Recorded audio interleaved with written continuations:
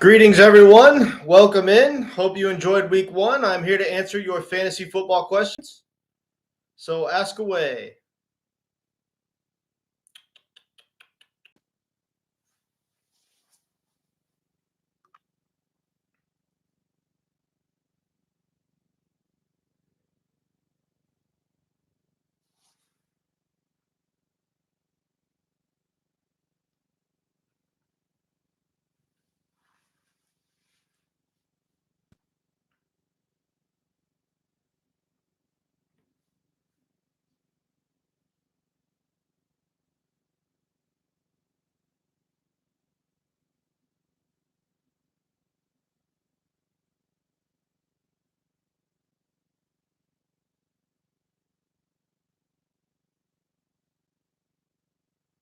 What's up? I see we got some people filing on in. Hit me with your fantasy questions. What'd you think of week one?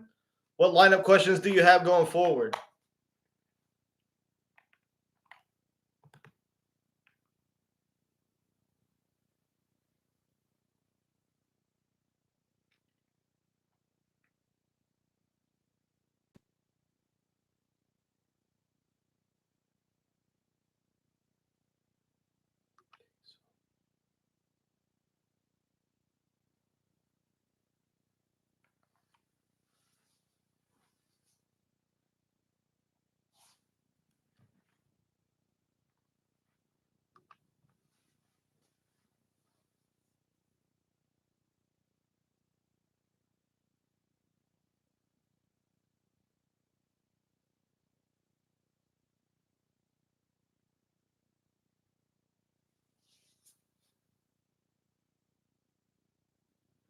What is up, everybody? File on in. Ask me your fantasy football questions.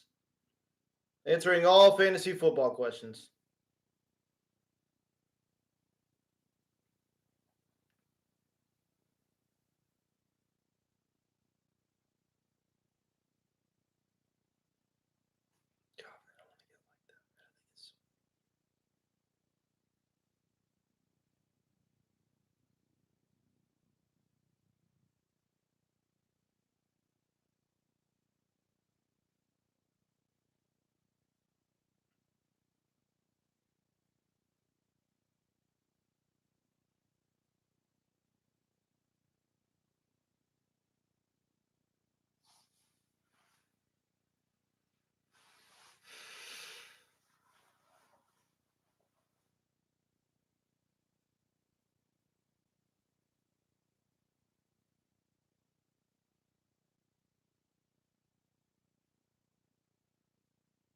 What's up, everybody? Welcome in. What'd you think of week one? Answering all fantasy football questions. Hit me with them in the chat.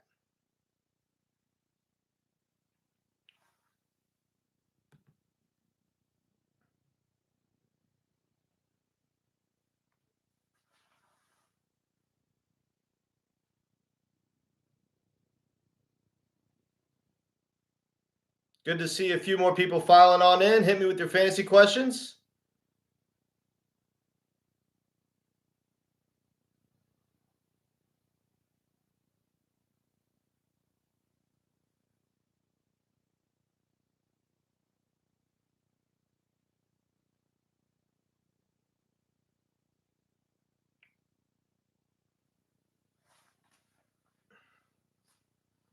Ask away.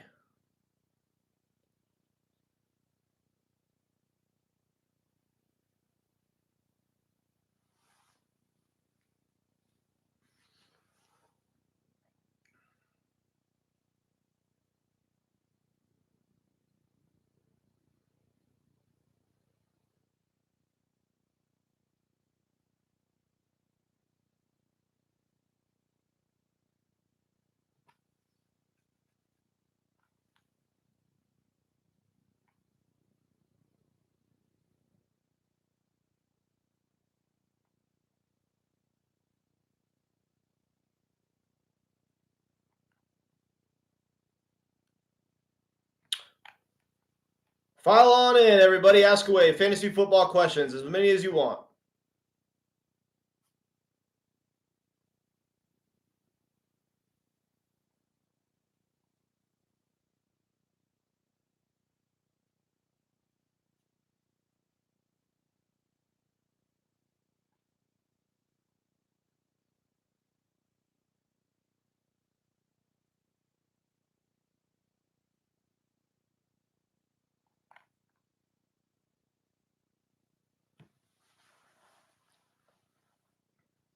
Ask away, everybody. Fantasy football questions. Week 1 fantasy football questions. Week 2 fantasy football questions. Whatever questions you may have, blow up the chat and let's get this rolling.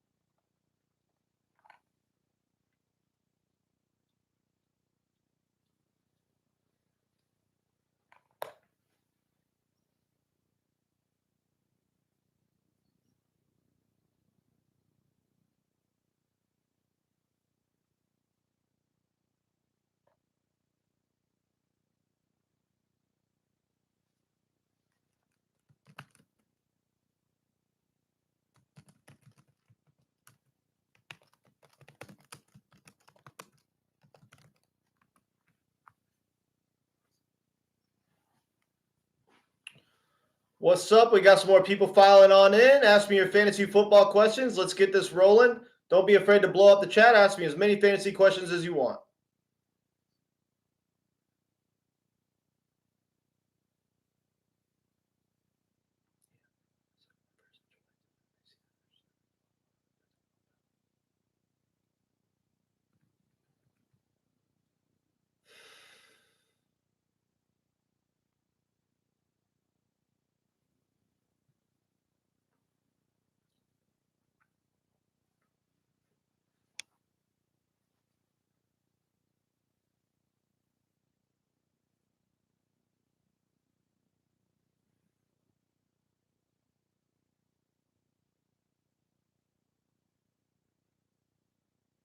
Ask away, everybody. Fantasy football questions.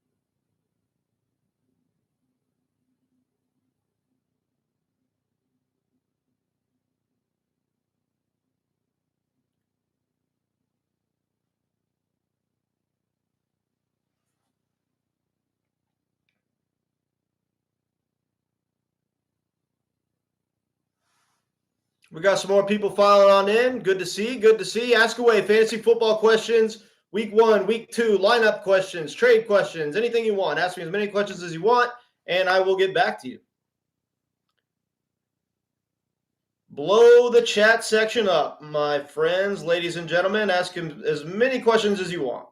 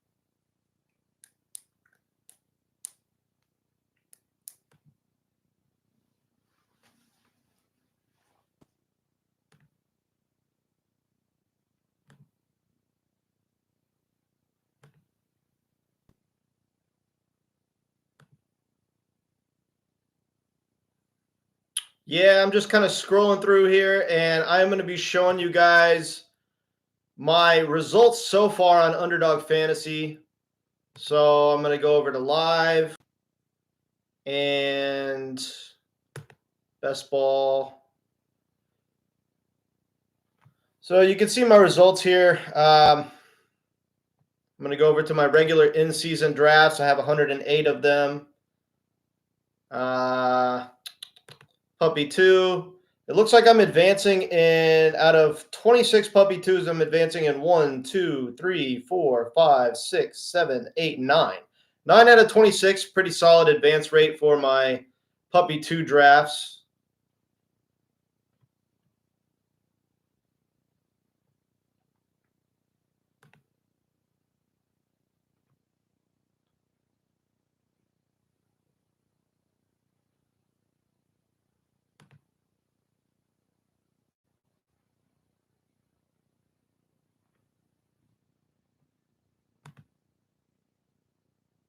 So I'm just going through and showing y'all my results so far on Underdog Fantasy.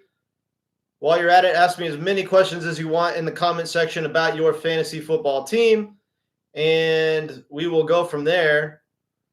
Going over to my other best ball teams. Best ball.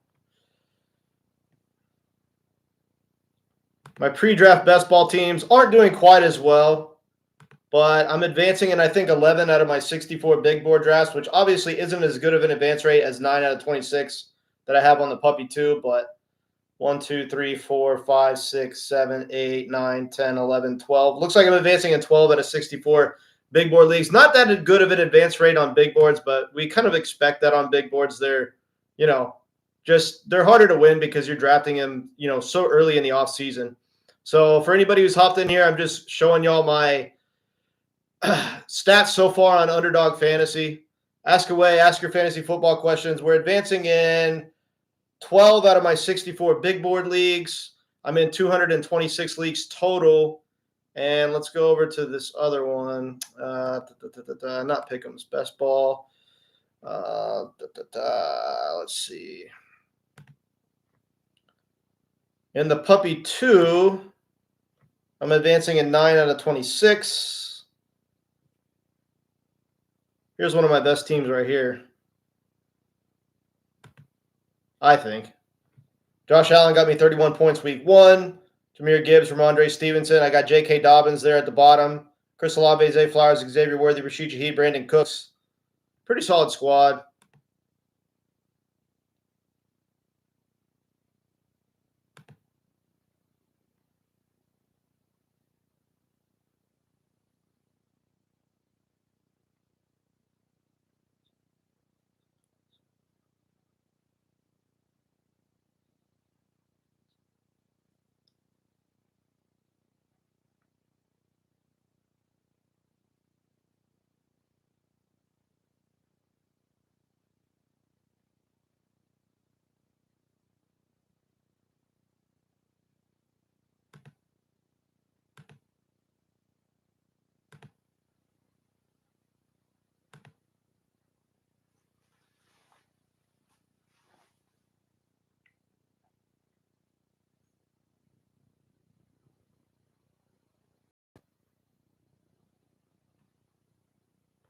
What's up, everybody? Hit me with your fantasy football questions. Blow up the chat. Ask me as many questions as you want.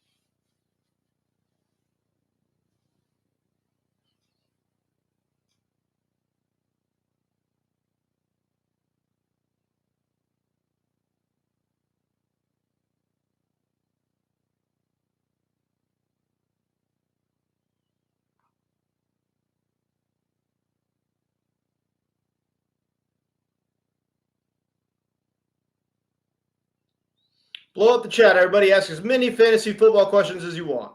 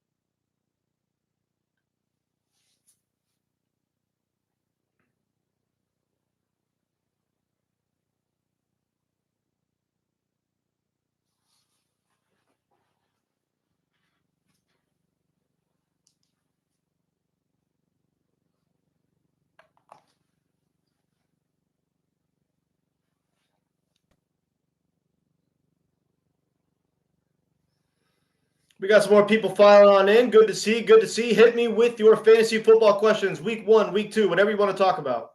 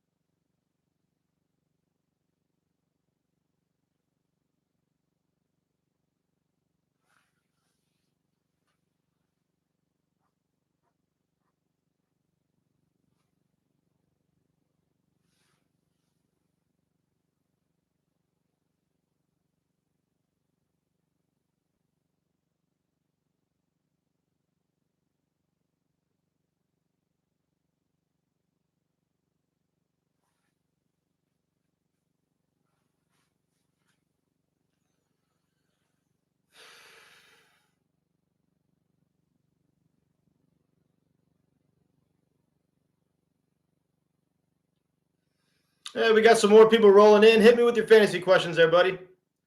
Blow up the chat. Ask as many as you want.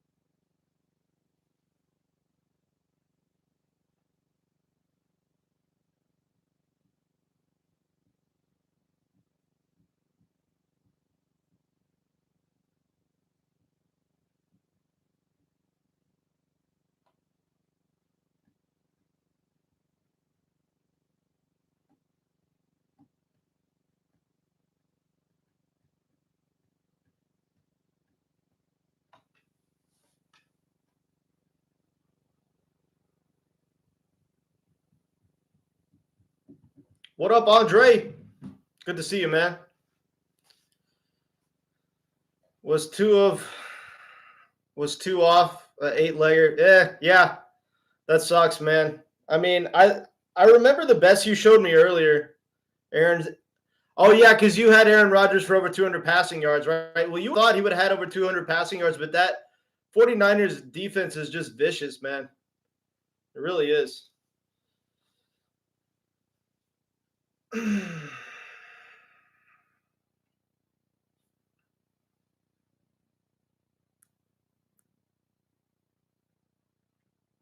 You want to trade Debo because of his injury risk? I don't know. I wouldn't do it. Because the more likely scenario right now is Christian McCaffrey being hurt for a while and Debo being a part of the backfield and being one of the biggest weapons in the offense. I don't think you should trade Debo, bro. Amon-Ra or Chase? Well, yeah, if you could get Amon-Ra or Chase, then yes. But you should only trade Debo for somebody who's like a consensus first-round pick. Because you probably drafted Debo in the second round, and so you definitely want to be trading up. So if you can go for somebody like Amon-Ra St. Brown or Ja'Marr Chase, then certainly, yeah. Yeah. I mean, Debo had a very solid game, so yeah. You needed 34. Yeah. I mean, I'm mind blown that he didn't throw for 200 yards. They targeted Garrett Wilson a fair amount, but they should have targeted him more. 12 yards from Ayuk. Honestly, man, I would have taken the under on Ayuk considering the fact that he hasn't been he really hasn't been with the team until as of a week ago, because of his holdout. So I don't know. Yes, the Jets play calling was absolutely terrible. The whole offense looked bad tonight, but you got to keep in mind they're playing against San Francisco. San Francisco is one of the hardest teams to play against in the NFL on both sides of the ball, and it was their very first game with Aaron Rodgers. It's week 1. You got to give Aaron Rodgers time to get integrated into the offense, and Aaron Rodgers himself looked very good. It was just the play calling. It was mainly the play calling. I agree with you. And they shut Breece Hall down pretty good as well. I mean, for a significant or for as efficient as Breece Hall normally is, he got shut down pretty good. Yeah. I mean, Breeze basically saved his performance with a touchdown. That's the only thing that that's all it was. Breeze saved his performance with a touchdown. Other than that, he really didn't show up. Not really on him, though. That 49ers run defense is really damn good.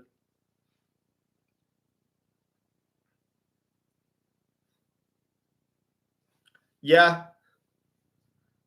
Yeah, well, especially if you could upgrade Debo to Amon-Ra St. Brown or Ja'Marr Chase. And I certainly think it's possible, especially considering the fact that like he's getting rushing volume now, and so people see him kind of as that hybrid player again that's a receiver and a running back.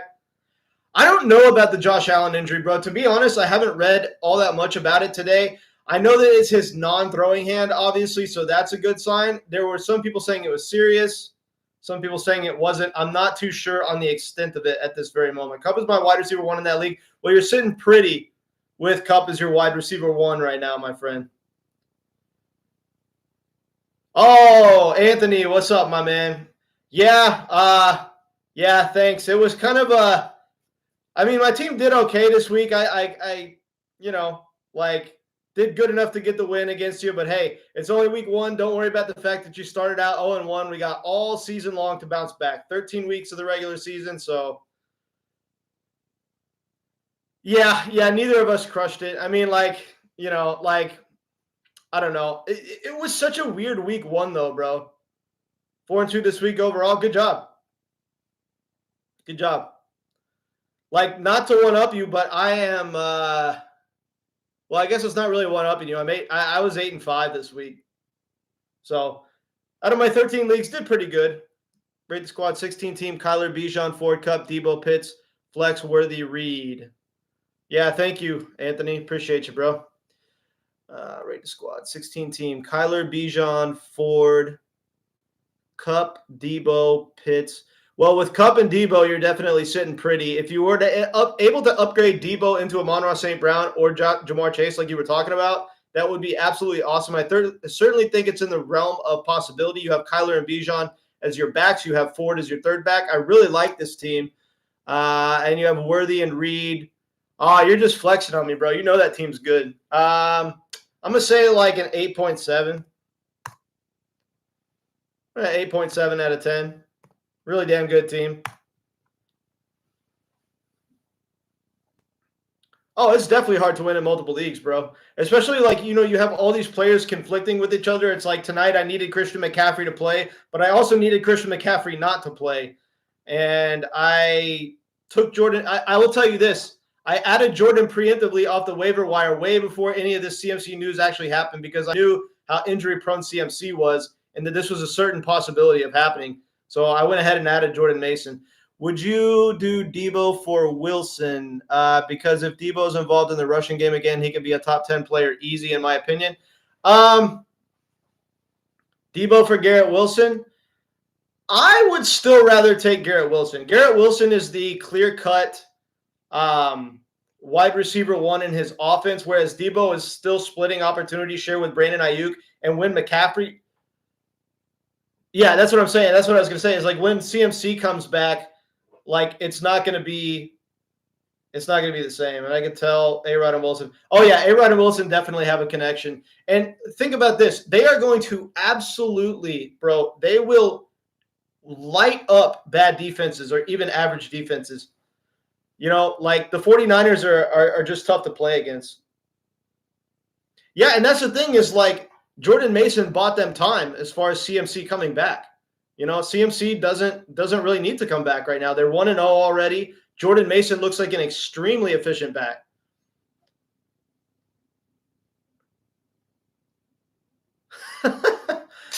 Yeah, I mean, that's just kind of how it is with Kyle Shanahan. Like, he's not going to always come out and really say what his game plan is or say what he's going to do because the talk all weekend was that, hey, Christian McCaffrey's a little bit banged up, but he's going to play. But I had a feeling that might have been BS. And so that's why I added Jordan Mason in almost every one of my leagues, and nobody else was savvy enough to grab him off the waiver wire, and except in a few of my leagues. And I was like, man, I feel like that was just, he's a must-own player at this very moment.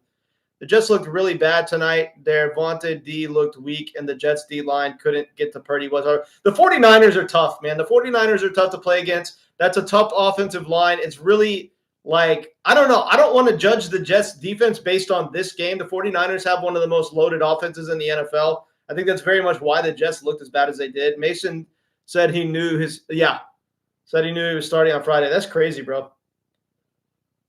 Niners are going to do what a lot of teams. See, we got some more of you filing on in. Ask away fantasy football questions, as many questions as you want to ask, and I will answer them here in the chat.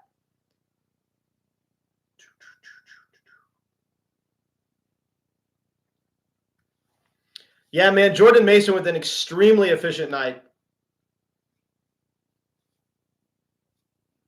So let me ask you this, Andre. Do you think that person will do the Debo trade? Like, do you think that the person who owns Amon-Ra St. Brown or the person who owns Ja'Marr Chase are capable of making what is, I think, a slight mistake in giving up Amon-Ra St. Brown or Ja'Marr Chase? Are they that kind of player that would accept that trade, do you think? Nah, I think Aaron Rodgers looked really good tonight. Like, honestly, the 49ers defense were giving them fits, but Aaron Rodgers' arm talent looks like it's still all there. I mean, his passes to Garrett Wilson, his passes to Allen Lazard were as good as prime Aaron Rodgers. I thought his arm accuracy looked very, very good. It was just the team around him that probably could have played a little bit better, but this game was not on Aaron Rodgers whatsoever. Aaron Rodgers looks just as good as he did in his prime. Maybe a little bit less mobile, but the arm talent is still there.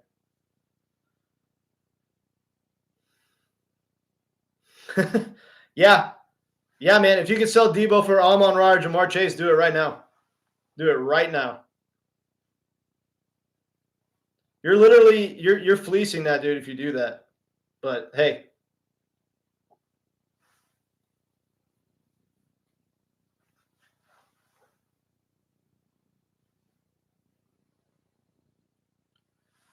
Yeah, probably so. Because, Amon-Ra was the wide receiver 3 in fantasy last season.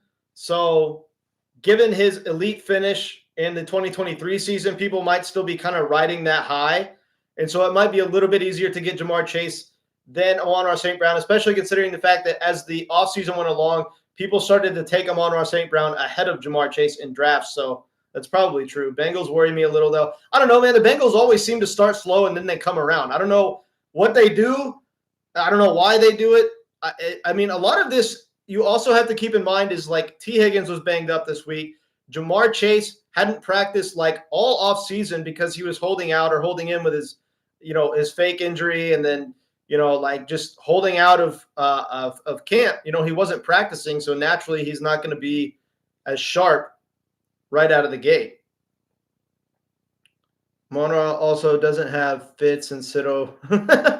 Very true. But then again, like he got paid a nice healthy amount, so that always helps. Is Russ going to get his job back? I think Russell Wilson will get his job back. I think if the Steelers want to maximize their offensive efficiency, they need to plug Russell Wilson back in the minute he gets healthy. And I think that Mike Tomlin is the type of coach where he wants to go with a more experienced veteran.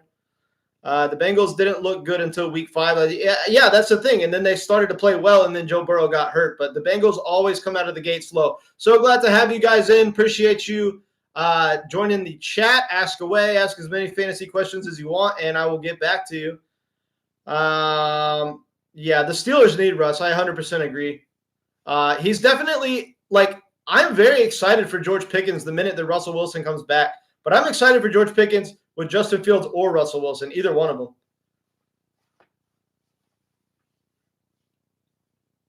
But, Russell Wilson, we know, is a great deep ball thrower, and George Pickens thrives on, making plays downfield. So, yeah. I think Pickens was an absolute steal. And, he had 5 receptions for 85 yards in his first week, and I don't even think that the Steelers have their best quarterback on the field yet because their best quarterback is Russell Wilson. So wait until he comes back. George Pickens is going to go nuclear. I don't think that going for Marvin Harrison is risky at all, bro.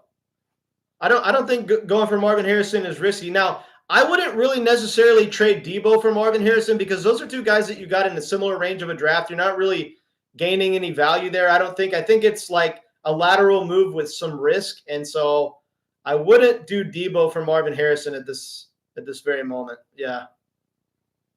Definitely for Chase or St. Brown, but not for Marvin Harrison.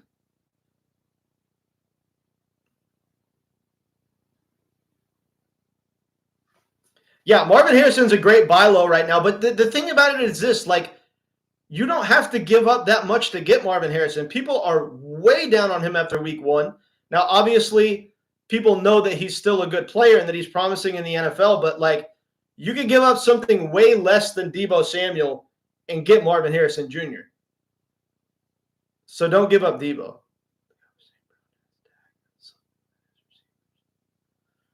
The guy with St. Brown has Dak and DK and Sutton as his receivers.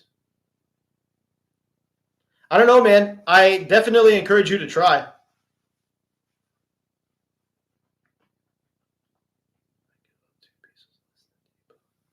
Yeah, 2 pieces less than Deebo. Like, you mean like two tiers down as far as players, 2 rounds down as far as players? Is that what you mean?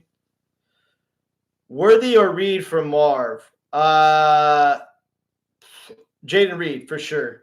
Yeah, 2 tiers down. Yeah.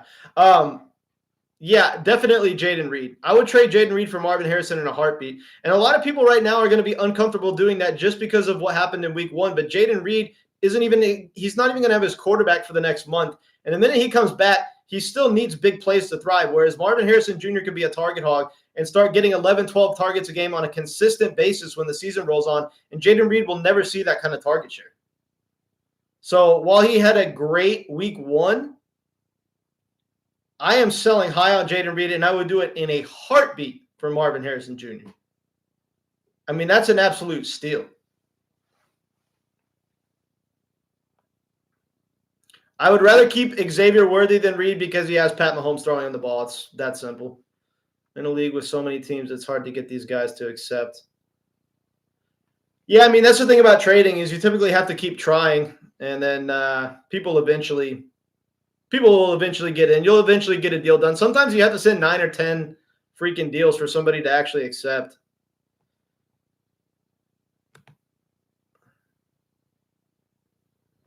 Yeah, Hollywood Brown is coming back next week, but I would still rather have Xavier Worthy than Jayden Reed.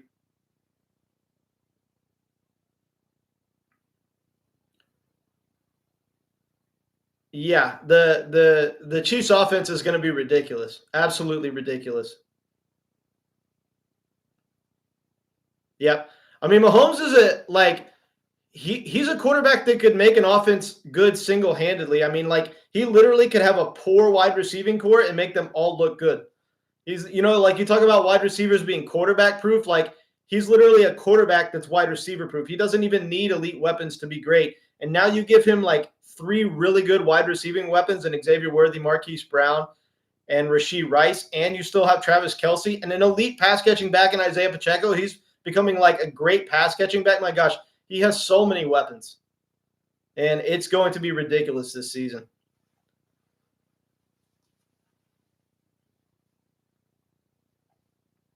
I would definitely try to get Coleman on the cheap if you could. I mean, like, he's going to be the number 1 wide receiver in the offense, I'm pretty sure. And anybody who's the number 1 wide receiver in Buffalo holds awesome fantasy value. Look for him to get, I think, a consistent like 8 targets a game once the season really gets rolling. And 8 targets a game from Josh Allen is incredibly valuable. Yeah. Yeah, I like Keon Coleman going forward. Right now might be one of the cheapest times that you can get him. So you might not be able to get him for that cheap for that long. So I would try to get a deal done now. Josh Allen's going to score an insane amount of touchdowns this year. Yeah, I mean, 2 rushing touchdowns, 2 passing touchdowns in week 1. It was awesome to see. I kind of expected it. I drafted him. He's one of my most owned quarterbacks on Underdog Fantasy. I was scooping a lot of them up in round 3 because he just has a higher upside than everybody else. He's in a tier all in his own. What do I think of Jayden Daniels in fantasy? I like Jayden Daniels. I mean, like he looked all right, in week 1, and obviously we know from his college prospect profile that he is an elite pocket passer. We know that he has very good rushing upside. He's got the power and the shiftiness to be an elite rushing quarterback. So I like Jayden Daniels.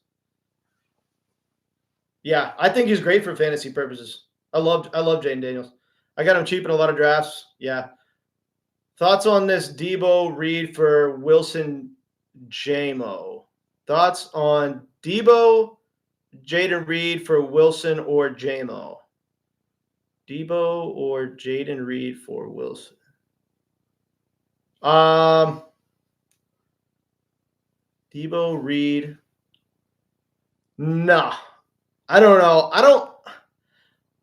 It's really close, but like I'm going to take the Debo Reed side of that trade. Yeah, I'm going to take the Debo Reed side of that trade.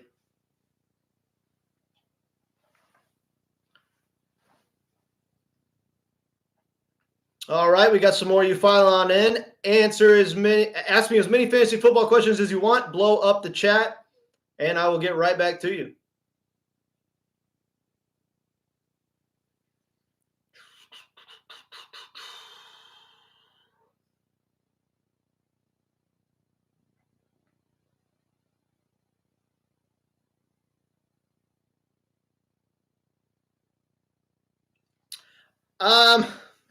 It's tough. Like going into that game, you thought that like he had a great matchup. It's going to be in a dome. They're, at home, should be a shootout, but I think everybody kind of underperformed in that game except for Cooper Kupp. The only player on either side of the ball that didn't underperform was Cooper Kupp and of course Jameson Williams, but I don't know. Like I think it's just random target share variance. Like they just happened to target JMO more in this game. Amon-Ra had 6 targets, something like that, and just wasn't efficient. I think it's just kind of a fluke, to be honest with you. I don't think it's anything we have to worry about going forward, if that's what you're asking. Yeah, Dell. I'm not worried about Tank Dell. Look, if you look at the air yardage distribution, Nico Collins and Tank Dell had over 100 air yards in the offense. Stephon Diggs had 9 air yards in the offense. So when you really look at how the ball's being distributed, Tank Dell and Nico Collins are the guy. It just happens to be that Stephon Diggs got in the end zone twice, but all the air yardage and all the opportunity share was going to Nico Collins and Tank Dell. Nico Collins led the team with 8 targets. Tank Dell was second with 7 targets. I mean, these guys are going to be the key guys in the offense, I think. I think that Stephon Diggs is actually the wide receiver 3 in Houston. Really trying to sell Reed right now. I'm a Packers fan. I have zero faith in Willis. You should have zero faith in Willis because, well, he's not very good. LaFleur is going to run the ball all game. Now, yeah, I'm telling you right now, guys, it is Josh Jacobs' season. Thinking the Packers are going to go after another quarterback, even if Love is only out 4 weeks. Probably so. I mean, if they want to win, right? You're not going to win with Malik Willis. So they should go after another quarterback.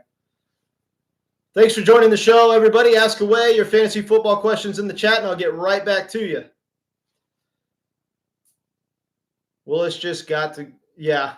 I mean, I don't know, man. I don't think that anybody has confidence that Malik Willis can, support any of the wide receivers from a fantasy perspective.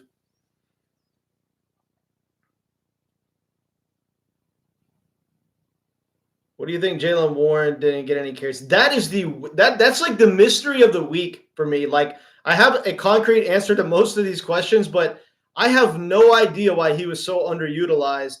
And that is a concern for me going forward because it looks like Najee Harris is just going to be the guy.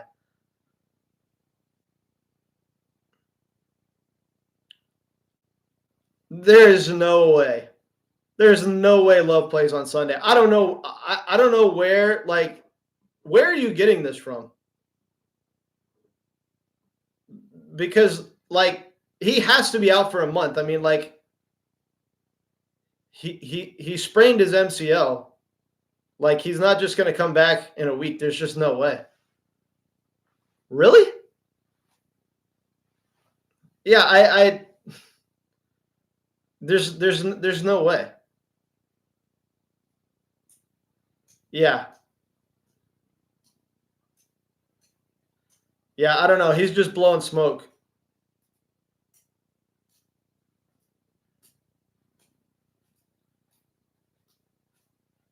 I don't know if he's officially on the PUP, to be honest. Yeah. Check for me.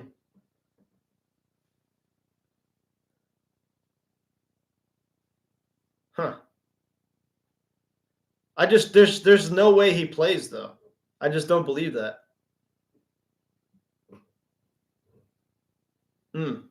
That is just crazy. I think that would be stupid to rush him back. I mean, do they really want to get their franchise quarterback hurt? He's just going to re-aggravate it. If you try to come back too soon from an injury like that, you're going to re-injure yourself.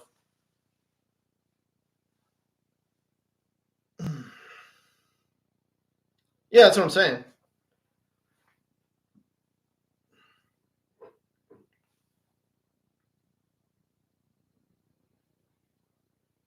Okay, so he is on PUP. That sounds a little bit more accurate to me.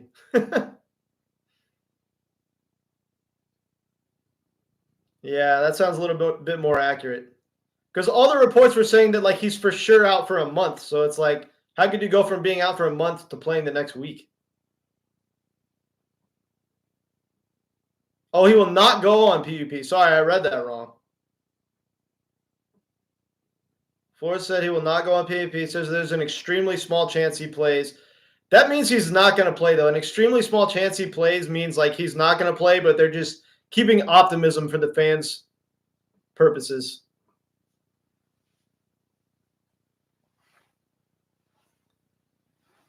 Yeah, he ain't playing. It's just, yeah, it's like CMC today. Like, oh yeah, like I have a calf injury and an Achilles injury. They literally just happened, and I'm gonna play on Monday, by the way, but just not be at my normal workload. It's like if you're not good enough to play at your normal workload, you're really not good enough to play at all. They're not gonna risk getting you hurt. Like, I don't know. I just call BS. I call BS on the whole Jordan Love thing. You're talking about the next 4 games for the Packers? Very winnable. Even with Malik Willis?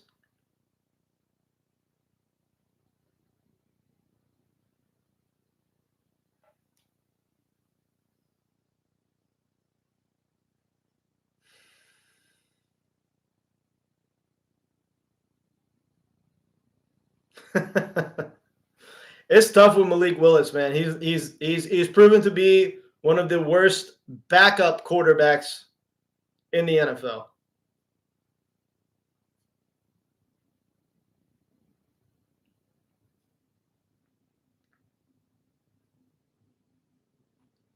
To be honest, I'm not sure who they play over their next 4 games, but if they're going to be 2-2 or better, they better be some bad teams. Yeah, I mean, getting Ryan Tannehill would certainly be an upgrade. Maybe you can go 2-2.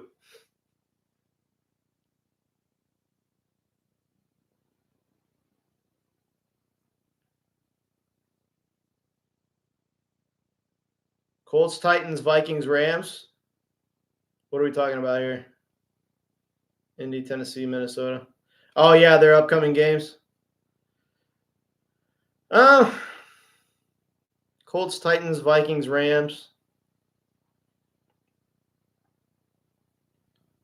I don't think they beat the Colts. I think they could beat the Titans. I think anybody could beat the Titans, and I don't think they beat the Vikings. I damn sure don't think they beat the Rams. Yeah, probably 1-3. I'll go that they lose to Indy, they beat Tennessee, and then they lose to the Vikings and the Rams. And then when Jordan Love comes back, like he's going to be in a world of hurt. I mean, this is going to be – I mean, they're going to have to really make a really strong push in the last 11 games to come back. Like if Jordan Love comes back and they're like 1-4 or even 2-3, it just sucks that they have to start that way because of the injury. Yeah, the Vikings could play a lot of people this year. Stark, Terry, or Coleman. Drop the. Let me know the matchups. I'm not a Vikings fan at all. Yeah, I mean, I think that Sam Darnold in the right system can be okay. I mean, he definitely has some arm talent. He's not the most mobile quarterback in the world, really, but he can scramble a little bit. Terry plays the Giants. Coleman plays Miami. Terry plays the Giants. That's a smash play. Coleman plays Miami. I think they're both smash plays because Coleman's going to be an awesome bring back for that Miami game because that's potentially going to be a shootout. So, yes, I like Coleman as a bring back for that game, but I also like Terry against the Giants. If I had to choose here, I'm going to be picking Keon Coleman, right? Because Terry really hasn't proved any sort of consistency over the years. Coleman still could be an elite fantasy option one day. look for him to maybe get going in week 2 and what's a potential shootout game. But then I had to pick Coleman over D. I'm in so many leagues, bro. Sorry for all. No. You're good, bro. Ask as many questions as you want. I'm not worried about it. I'm confused, though. But then you have to pick Coleman over DK or Pickens. Why would you play Coleman over Pickens? Don't play Coleman over Pickens. George Pickens is the easy start here over all of these. I mean, Pickens looked good in week 1. He had what did he have? 5 receptions for 85 yards. I mean, the dude was very solid. Joe Kingsley, good to see you in here, bro. You almost pulled out a win. Jordan Mason almost outscored Debo and Brees. I didn't think I had a chance, but it was shockingly close. Yeah, I mean, that's absolutely amazing. When you messaged me earlier, I didn't know if you were on the – I didn't know which side you were on or what you were rooting for it to happen, but you almost did that. Yes, that's amazing. That's amazing, my friend. It would have been more amazing if you actually won, but the fact that they at least made it interesting is kind of cool considering the fact that I would have said you had a 99% chance to lose going into that game. Moody won me a league today. I needed 20 points. He got me 26. That's absolutely ridiculous. And Moody actually caused me to lose in my second biggest money league, or my third biggest money league. Moody caused me to lose because of those 26 points. Do you think Luke Schoonmaker is worth a claim? Ferguson may be out for 3 to 4. Absolutely not. I don't think he's I don't think he's a good enough tight end to be a viable option for fantasy. You're always going to have better options at the tight end position than Schoonmaker. Moral victory, Joe Kingsley. That's right. Gives you confidence going into next week. Would you do ETN for Kyron? I have the Corum cuff. Would I do ETN for Kyron? Oh, in a heartbeat. Yeah, I would give up ETN for Kyron Williams without even thinking about it. That's an easy one. The Dallas kicker made me lose my big money league. I hate when matchups come down to kickers, man. Like, I mean, I guess the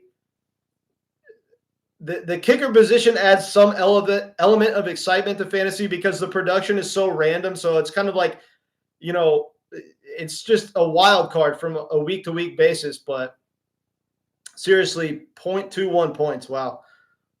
I'll have Bijan and Kyron then. Yeah, absolutely, bro. Yeah, ETN for Kyron Williams in a heartbeat. Yeah, losing to kickers is the worst. You have to use kickers. They score in real football. Yeah, they do, but you don't have to use kickers. You could play in leagues that don't have kickers, and I know a lot of people do that. They play in leagues without kickers. I still think the kicker position is fun, but it's one of those things where it's like a love-hate relationship. It's fun when you win, and it kind of makes you hate kickers when you lose to a kicker like Moody getting 26 points tonight. Yeah. It's love-hate.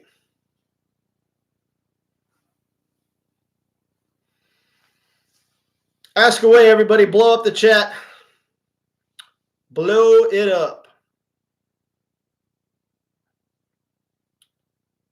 I am in Texas. What state are you in?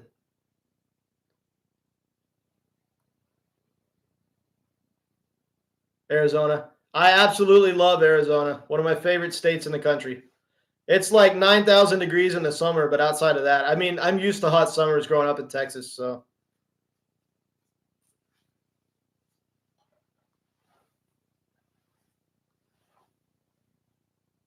Oh. Nice. San Antonio area? Cool. I want Gibbs so bad. What are you planning on giving up to get him?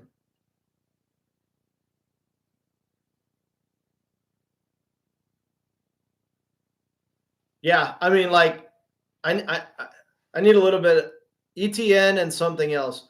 Okay, ETN and what? It's hard to sell ETN right now, though, because, like, he only had 12 carries in week 1, and Tank Bigsby had 12 carries in week 1. They had an equal opportunity share, so I think that's going to kind of knock ETN's perceived value down a little bit. Gibbs, great Andre. ETN. Bro, ETN should have had 2 touchdowns. This moron fumbled at the 1.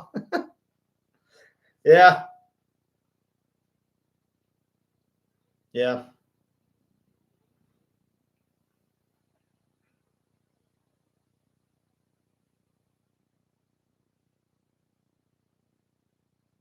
Oh, sorry, Joe. I never answered your question up there. I have Ferguson and Taysom Hill. Will Hill be good enough while Ferguson is out? I mean, like he might be your best viable starter.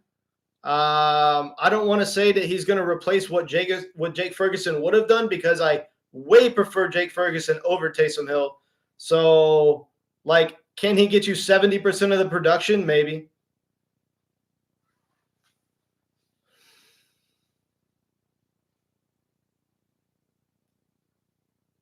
They just came over. Cleveland quarterback Deshaun Watson has not been accused of a 2020 sexual assault in a lawsuit filed Monday in Texas. This is a new accusation. What the heck? Ferguson injury screwed me. I'm stuck with Musgrave now. That sucks. Your tight end situation, you definitely need to upgrade your tight end situation. Man.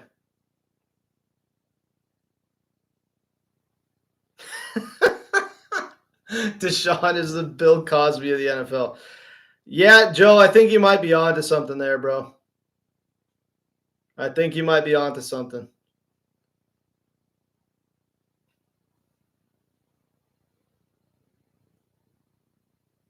Parkinson or Fryermuth? Fryermuth, easily.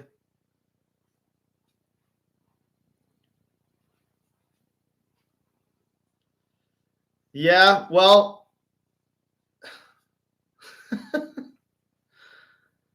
yep, Deshaun Watson, he's going to be chilling on that money. Whether he performs or not, whether he becomes the quarterback he was supposed to be or not, he is set for life.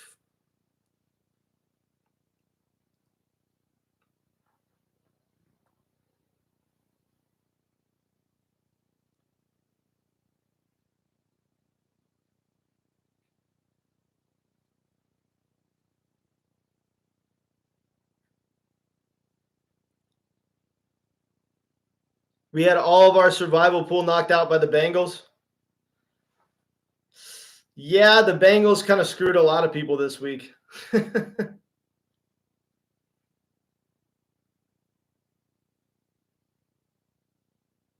Yeah.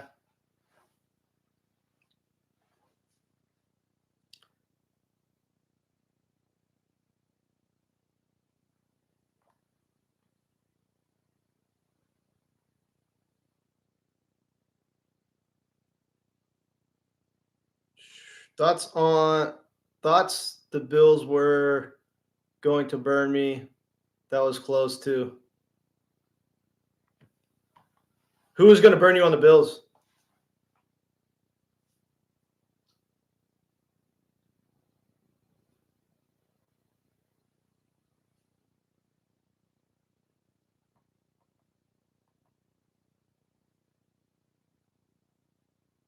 Oh yeah, Joe, I got you, man. I'm gonna be doing like a good amount of these live streams, like pretty much all season long. Uh, I've had my channel for a few years now. I've actually had my channel for 3 years, and this is my first year live streaming. So I'm definitely totally new to the whole live streaming game, but I'm going to be live streaming a lot this season and a lot around this time. So I got you, man.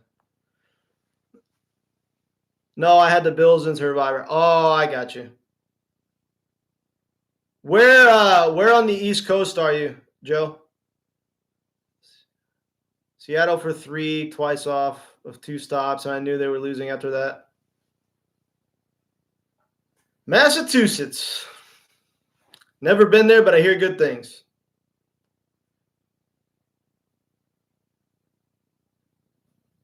Oh yeah, dude. ETN for Kyron 100%. Has somebody already accepted that trade? Because like, have they already said that they're gonna do it? Texatusetts, it sucks. Oh, Taxatusetts. Yeah. Yeah, they make you pay to live there, that's for sure. Yeah, bro, go get Kyron Williams right now. Absolutely.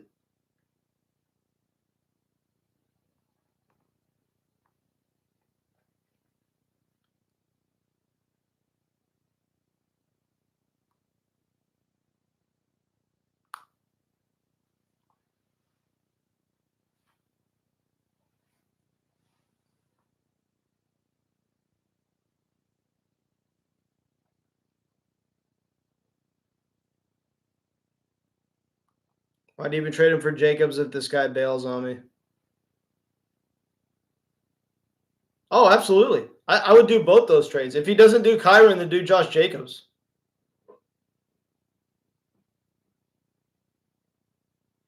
He better be the bell cow after Arthur Smith screwed us last season after they spent overall, like top 8 overall draft capital on him and then decided to put him in a split backfield. They better make Bijan the bell cow. I would do Josh.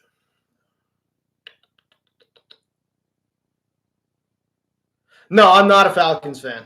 Absolutely not. I just want to see a good player get utilized the way he should get utilized. Just for the fantasy community in general. The Dallas Cowboys. Yeah, unfortunately. I have been a Cowboys fan my whole life, and my last memories my last memories of the Cowboys being good are when I was like 7 years old, and like I had just started watching football, and I remember the Cowboys were like really good, and they won the Super Bowl back in '96, and I was like, oh yeah, Cowboys. And then ever since I've been watching the Cowboys from then on, it's just been disappointment. And now here we are in 2024, and yeah. I'm old, so the Cowboys were America's team. Yeah. Are you happy they paid Dak? No, I am not. I don't think that Dak Prescott is the answer. I think that Dak Prescott is a very good quarterback for putting up fantasy stats. As far as a real-life quarterback, I think he's average, and I think that he chokes in the playoffs. Patriots fan, but I'm rooting for them to lose and get a good pick. They suck so bad they can't even lose, right? Yeah. Don't you hate that? Like when you go into a season wanting to tank and then your team just somehow squeaks out like 6 wins and goes 6-11 instead of like 3-14 like they're supposed to. Like just go 3-14, tank the season, and let's make some upgrades. But yeah, they can't even tank right, man. They're beating teams that are way better than them in the Cincinnati Bengals in week 1 and trying to give the fan base false hope. Makes sense you're a Patriots fan up there from the Northeast. This guy wants to do DK ETN for James Cook and St. Brown. He countered. This guy wants to do DK ETN for James Cook and St. Brown. He countered. DK ETN.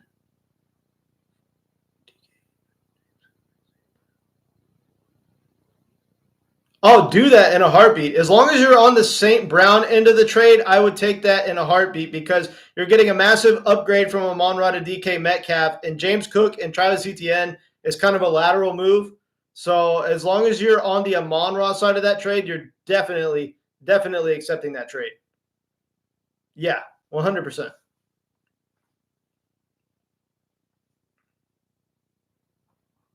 Yeah, I get that he doesn't want to trade Kyren. A lot of people don't want to trade Kyren. But that counter offer that he sent you, accept that immediately. And just out of curiosity, how many of these deals have you gotten done since asking for my advice on trades?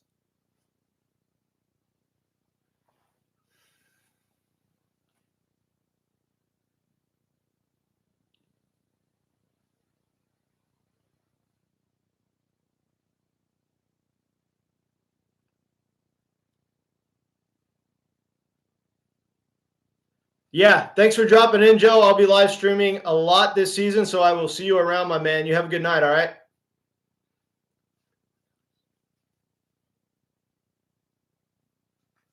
Yeah, people doubting Amon-Ra St. Brown is pretty crazy.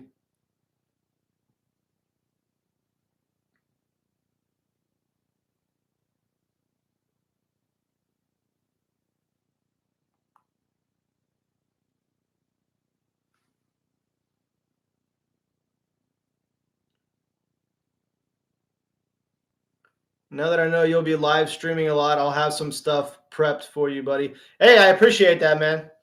I appreciate that. The more entertaining we can make the show and the more people we could get in to come in and comment and kind of feed the chat, grow the channel, then the bigger the channel is going to get, and the bigger these live streams gets, the bigger we could grow our live stream base. So, yeah.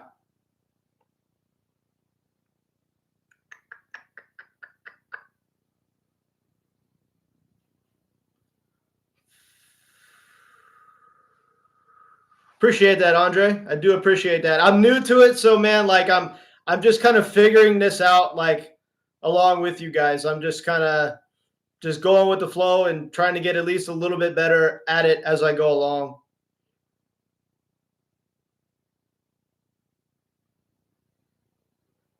You're going to have to add a backdrop when you hit 2K subs, though. LOL. Yeah. Yeah, I probably need to. You're working graveyard shift too, so the night streams are nice. Yeah. Yeah. Glad I could help you out. Something sporty. Yeah. You know what's funny? Like when I first started my channel, my podcast, I had like sports stuff in the background. I had like some like Cowboy stuff. I had like an Ezekiel Elliott jersey, a football, a signed autograph Cowboys football, a few other random jerseys from other teams. And it was a good backdrop. And then I moved, and then I had all my stuff in a box, and I just never found the stuff that I had hung up before. And I haven't bought any sports memorabilia in a while. So I just like, I have some sporty stuff that I can hang up, but I just haven't really got around to it.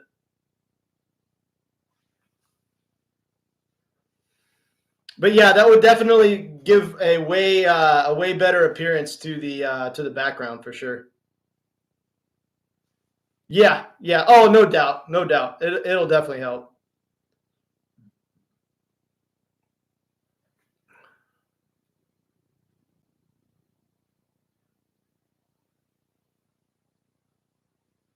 Dolphins and Bills, probably the Bills. I mean, but here's the thing, like the Bills defense isn't the same. So like, yeah, HN probably is going to have a big day. I don't know. I might reverse course on that decision. I'm actually going to go with the Dolphins. I was thinking Bills right out of the gate, but I'm going with the Dolphins. I do appreciate that, silent majority. Thanks for the super chat. Get the backdrop. Good luck. Thank you, my man. Means a lot. I appreciate that super chat, and I appreciate you always dropping in here to make the live stream more entertaining. Wouldn't be the same without you. HN's going to have a big day. Yeah, I am going to say that Miami is the one that wins this game. I mean, Buffalo just isn't the same on the defensive side of the ball as they used to be.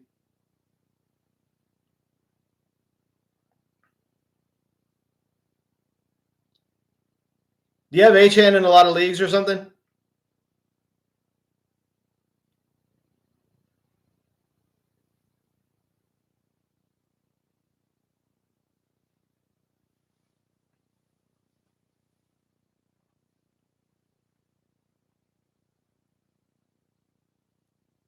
Yeah.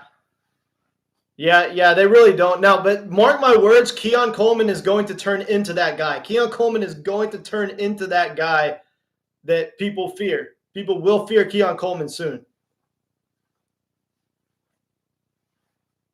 Yeah. Keon to the moon. How'd your teams do in best ball? So out of my 203 teams that are in the basic tournament style best ball, I have, I think, 48 out of my 203 teams advancing to the second round, which is a pretty good advance rate. It's an advance rate, right around 25%. So that's definitely above average. And that's if the season ended today. Obviously, it's only week 1, but a lot of my best ball teams are crushing right now, but it's super early. Thoughts on Pollard? Yes, Anthony, it is on Underdog. And yeah, so like my thoughts on Tony Pollard. I think that Tony Pollard is an incredibly explosive back. I think he's one of the most dynamic playmakers in the league. We saw this 2 years ago in Dallas, but what happened was, he breaks his leg late in the season. He comes back into a Cowboys offense where he's supposed to absolutely tear it up. And then he just doesn't look like he's 100% himself. This happens so often. Players come back from major injuries, especially when it's a torn ACL or a broken leg, especially, and they just don't look as explosive the following year. He sure looked explosive in week 1. Look for him to have more big plays. Now, with that being said, he's not in as good of an offense as he was in when he was on the Cowboys. So I think we can expect some bad weeks from Tony Pollard naturally, just because, well, he just doesn't really have the offensive line to be extremely efficient on a very consistent basis, but he does look like he has his explosiveness back. So with that being the case, I think Tony Pollard is going to have at least an okay season, probably outperform expectations. And as far as where you got him in underdog drafts, I think that he is going to exceed his ADP by as much as a couple rounds.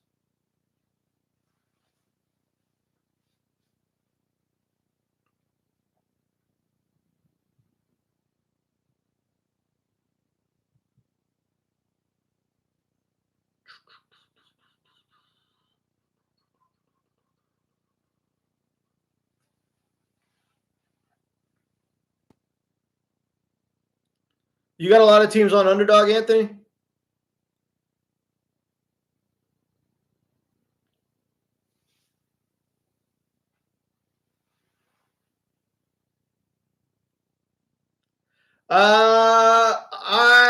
I can show you. I can.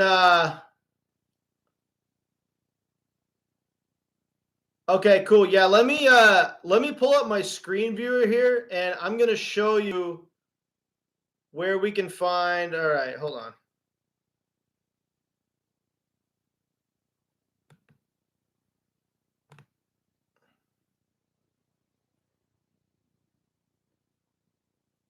Hold on.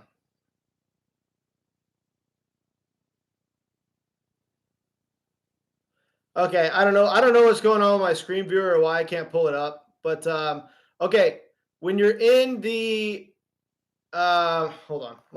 I can explain it to you. Oh, you found it?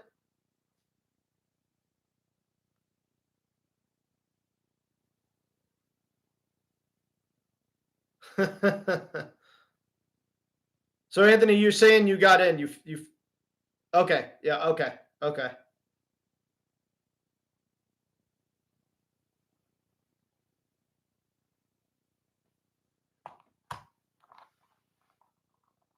Wait.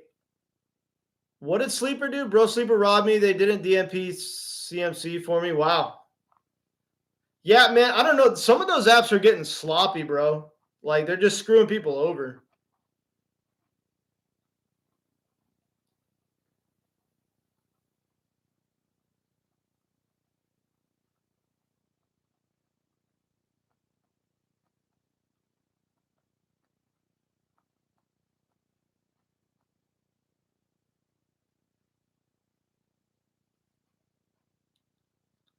Yeah, I mean, to be honest with y'all, I don't play on Sleeper all that much.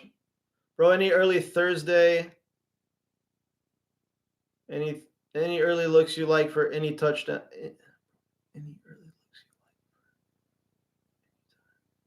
Any early looks you like for anytime touchdowns for Thursday? I'm not 100% sure what you're asking. I'm betting every receiver that plays the Commanders this year.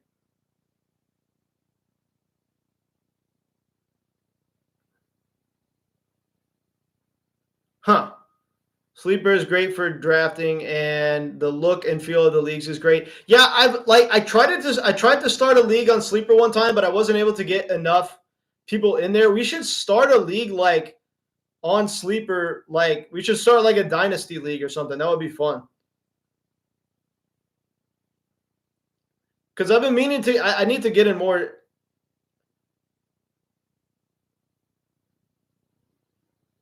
Yeah, sweet. Okay, I'm gonna do that. I'm gonna make a Sleeper dynasty league, and Andre, you and Anthony, I'm gonna get both of y'all in there. Anthony, that's assuming that you want to play and you want to take on another league. You're definitely all right. Cool, sweet. That's awesome. Um, can I rate? Can you rate my dynasty team? Yeah, sure. Drop it.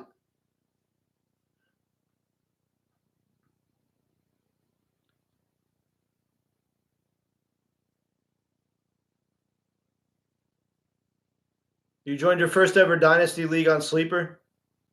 Sweet.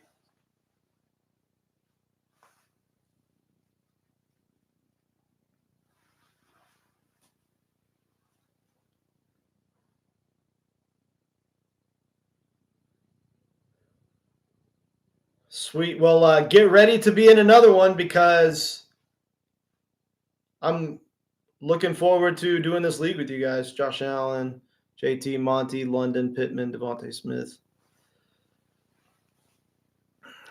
Josh Allen, JT, Monty. Josh Allen, JT, Monty.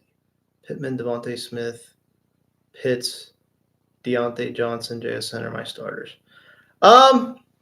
It's okay. Obviously, you have the best quarterback in fantasy by a million miles in Josh Allen. You've got a back who I still think, despite having a bad week one, is going to explode this year in Jonathan Taylor. You have David Montgomery, who I'm not that big on as a running back, too. I think you might look to upgrade there. London scares me right now. I still like Michael Pittman Jr. to bounce back in a massive way. I like Devontae Smith to have a huge season. And I like Kyle Pitts, Deontay, and Devontae Smith. Deontay Johnson, JSN are my starters. Yeah, I'll give that team a solid 8.2. Lower eights.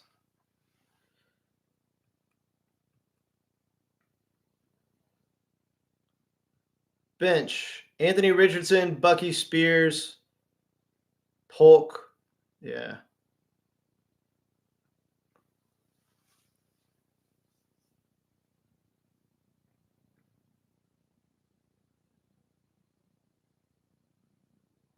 You'd pick Waddle and Mostert for any touchdown? Yeah, I would too. I mean, this is going to be a game where points are being scored. The Buffalo Bills defense is not as good as they used to be.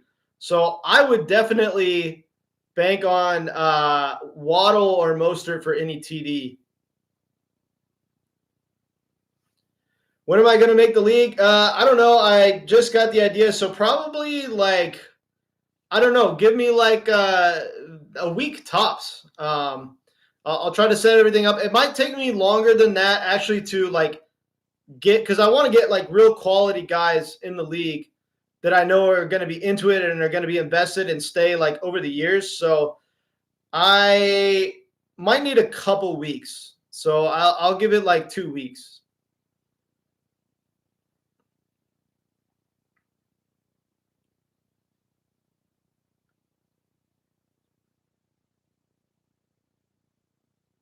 So he says it's a test for Mostert and just found out that A-Chain is dealing with an ankle. Sounds like BS. A test for Mostert, not test. Oh, dang. A-Chain banged up too. That's right. Well, with that being the case, Jalen Wright now holds extreme fantasy value because he has the explosiveness to be just as elite as Devon A-Chain and Raheem Mostert are in an offense when they play. So if both of those go down, or if even one of those guys goes down at some point, Jalen Wright is somebody you just must have on your roster. He's a must-own stash at this point. Yeah, I believe in Wright too. I believe in doing what's right, which is to play right. Oh, yeah. Yeah. You got to do the right thing.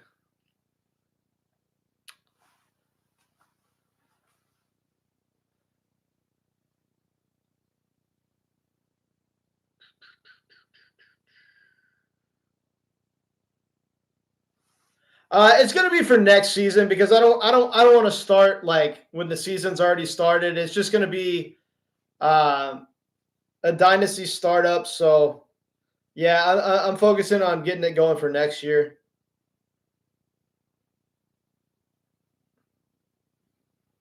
The only other guy you're all in on for any touchdown is Josh Allen on Thursday.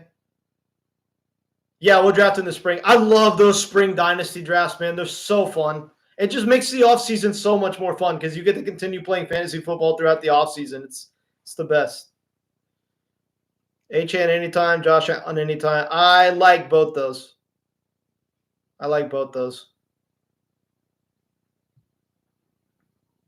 100%, bro. That's why I started this channel, man, because I'm like, dude, I'm just addicted to talking to fantasy football all the time, playing fantasy football all the time. I never get tired of it.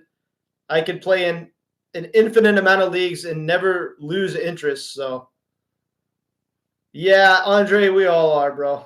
I'm right here with you. Like if I don't have enough daily fantasy team, or if I don't have enough, season long best ball teams and regular redraft leagues, I'm drafting weekly teams every week on Underdog as well because apparently I just don't have enough fantasy teams to keep myself satisfied.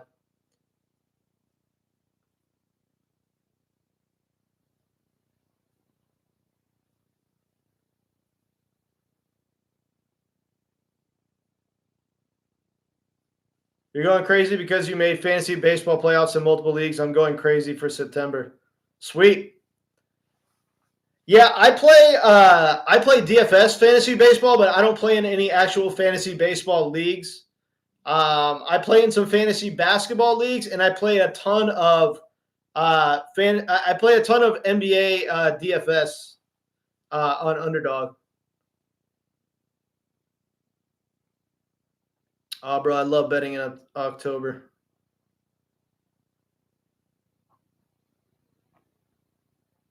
Yeah, yeah. You end up getting in like so many fantasy leagues and so many different sports. It like becomes like hard to manage at a certain point. That's why I was gonna get myself in even more. Like I'm in 13 leagues this year, and I was gonna get myself in even more. I was like, I gotta chill, man. Like I gotta make. I'm gonna focus on quality over quantity.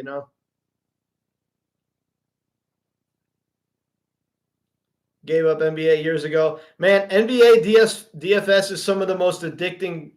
Like it's like crack, bro. Like you get going on it and it's just hard to stop because like it's every night. And so like every night you have that excitement of like knowing you might win the $5,000 or the 10 grand or whatever it is for first place. And I haven't cracked one of them yet. I haven't won any large field basketball tournaments, but my basketball knowledge is just not the same as my knowledge of the NFL. So a lot of times I feel like there's players in there that have a pretty significant edge on me when it comes to drafting, but I'm getting a little bit better at it. Prefer money leagues? Oh yeah, for sure. DFS great. DFS is a hell of a lot of fun. Bijan against Philly. You think he goes off? I think I'm betting on Bijan to go off like every game this year. I mean, like, they're finally cutting him loose. He had what? Like, how many touches did he? He had like what? 23 touches in week one. He touched the ball a lot, and he looks as efficient as ever. So I am liking Bijan to go off regardless of the matchup.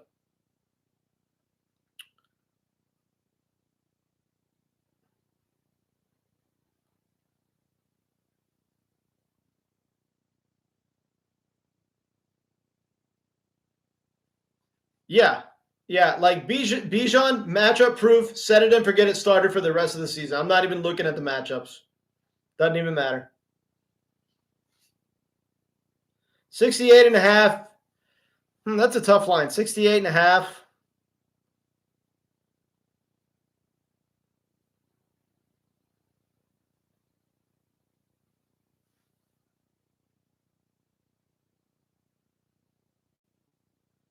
Yeah, yeah, he had 23 touches. That's a great sign. He's touching the ball already a lot more than he was last year. He was struggling to get 20 touches in a game last year with the Arthur Smith system because Arthur Smith just loved using Tyler Algier for some reason. Not that Tyler Algier isn't a good back. He's actually a pretty damn good running back. But behind Bijan, like you have Bijan freaking Robinson, a guy who has the upside to be the best running back in the NFL. Just cut him loose. Have y'all ever bet on the WNBA? Nah, I've never bet on the WNBA. I don't know anything about it, and I can't stand watching a basketball game in which the players don't dunk. Nothing like against the women in the WNBA, but like I am just not a fan of women's basketball. It's too slow and boring for me.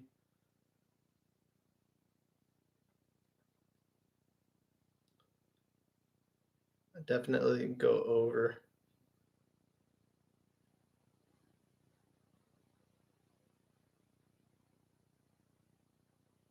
Yeah, and that is the thing, Anthony, is literally like a varsity high school team from a good high school would beat a professional women's basketball team. There's no doubt about it. I mean, those dudes are throwing down windmill dunks, and the girls in the WNBA, they can't even dunk. Yeah, I'm not surprised. So you're going over on this 68.5 yards for Bijan against Philly. I don't know, man, though. Like Philly still has a pretty tough run defense. Like yeah.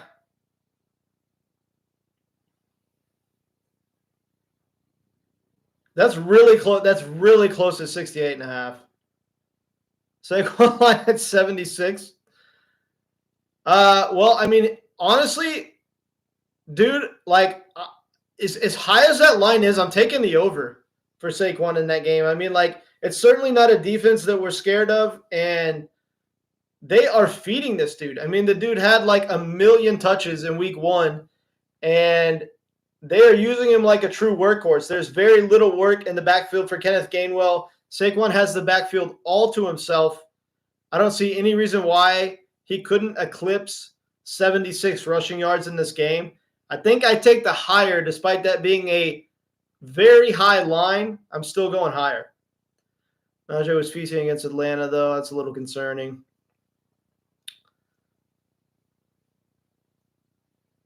Yeah, I agree. Philly is tough, but I think Bijan wants to show something this week. I love Saquon line over. Yeah, I love the Saquon line, bro. I mean, like, that's obviously a ridiculously high rushing total line, but given the matchup and given the way they were feeding him in week 1, it looks like he's going to be the guy. I feel like they have all intents and purposes to make Saquon Barkley the number 1 running back in fantasy this year. If these teams do care about fantasy football, which they should. If not, that's dumb.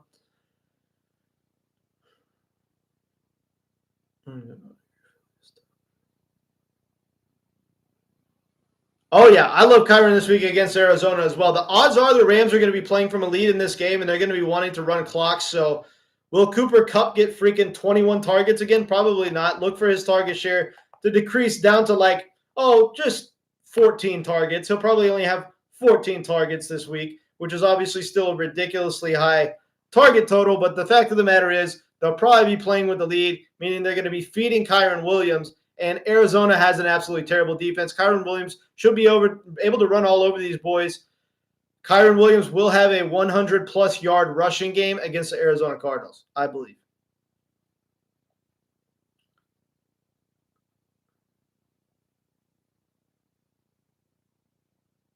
Could definitely happen. Could definitely happen. It would be nice to see him go nuclear after having a very kind of a disappointing week 1. It'd be nice to see him come out and go nuclear in week 2.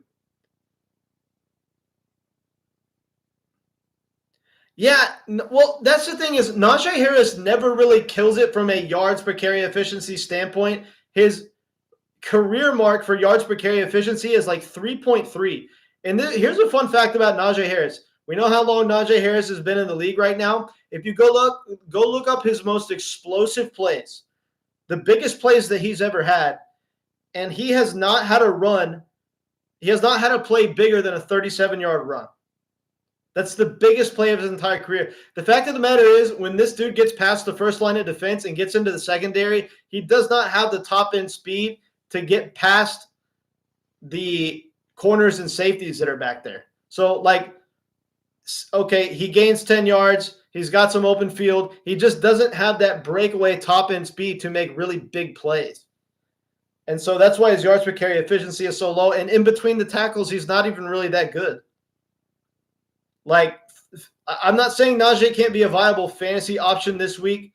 I'm not saying he can't be a viable fantasy option this year, but that is solely based on volume and not efficiency.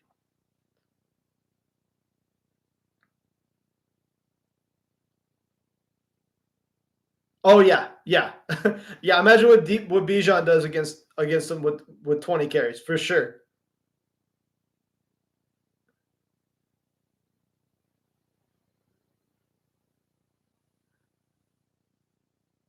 Yeah.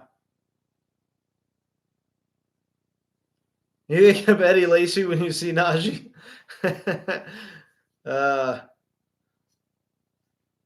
Y'all remember when Eddie Lacy came back and like late in his career and just got fat?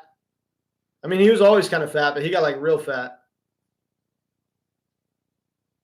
Last year, he had his highest yards per carry, and it was 4.1. See, that's terrible. His normal, that's about right. That's off the top of my head. I was thinking it was somewhere around there. Normal 3.6. Cheeseburger Lacy was him, no doubt about it. 3.6 yards a carry for a career. That's terrible. I don't understand how like these players just keep getting opportunities. Najee Harris is clearly not the guy. Jaylen Warren is a way more efficient back, and they keep giving Najee the starting role, and it just doesn't make sense. Jaylen Warren is 100 times more explosive if you look at his efficiency metrics. So it's just it's just dumb.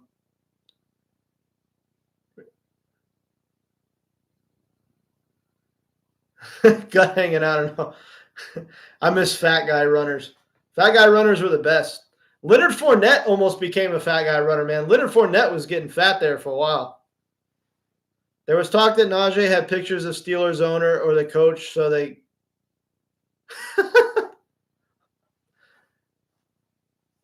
Oh. Yeah, I mean, I figured that was a joke. But it's like, how else do you explain it? You know, I mean, like, how else is this guy getting on the field as often as he is with his 3.5 yards per carry career efficiency mark? And yet somebody like Aaron Jones, they won't give him 20-plus carries a game, and he's averaged over 5 yards a carry on a 1,000-plus carry sample size in his career. It makes no sense.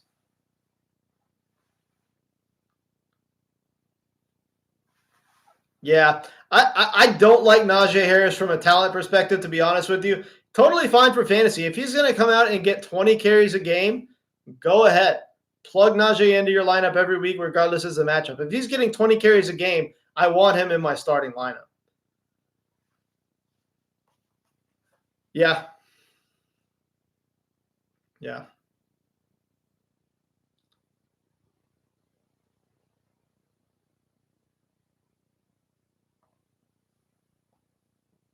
Oh, I never thought he was the next Derrick Henry. He doesn't have the top end speed, bro. Derrick Henry in his prime had incredible top end speed. Once he broke past like the initial first line of defense, he was just gone, right? And those defensive backs, those corners, those safeties, they couldn't even catch him, man. He was so fast once he got to full speed. And Najee Harris does not have that top end speed that Derrick Henry had, nor the power or ability to run between the tackles. Najee is the polar opposite of what Derrick Henry is. Yeah, I agree. He's not athletic enough. Thoughts on Henry? I think that Henry's old, bro. I think that Henry is going to see a downtick in efficiency this season, being a 30-year-old running back, running behind one of the worst offensive lines in the league. They're also a very young and inexperienced offensive line. The Ravens' offensive line is not helping them whatsoever. You would think that being in a Lamar Jackson-led offense would help him, considering the fact that Lamar Jackson, he's a run threat in his own right. But when the offensive line is that bad and the tread's kind of falling off the tires for Derrick Henry because of age, I just don't have him having that many explosive plays this year. But I think he gives you a very high touchdown floor and a very high touchdown ceiling, because he is going to be the goal line back in an offense that is going to be pretty darn efficient. So he can save you with touchdowns. Yes, Henry will get a lot of the goal line touches. He won't be in for passing downs, and when they're and that's the thing, is like he also has the ability to get scripted out of games if they're playing from behind. Derrick Henry's not even going to be in there because they're going to be using Justice Hill and Keaton Mitchell, even when he comes back, to be the kind of the scat backs, the pass catching backs, and Derrick Henry is going to get phased out of the game in those situations. Don't sleep on Keaton Mitchell. Pick him up and put him on IR now.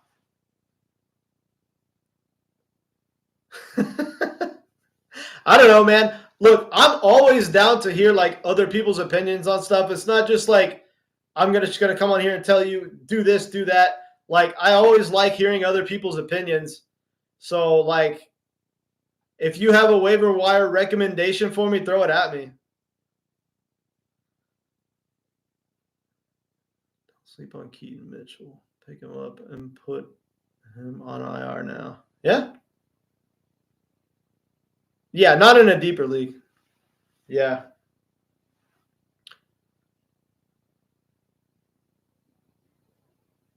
All right, y'all. Yeah. Yeah. 100% I agree.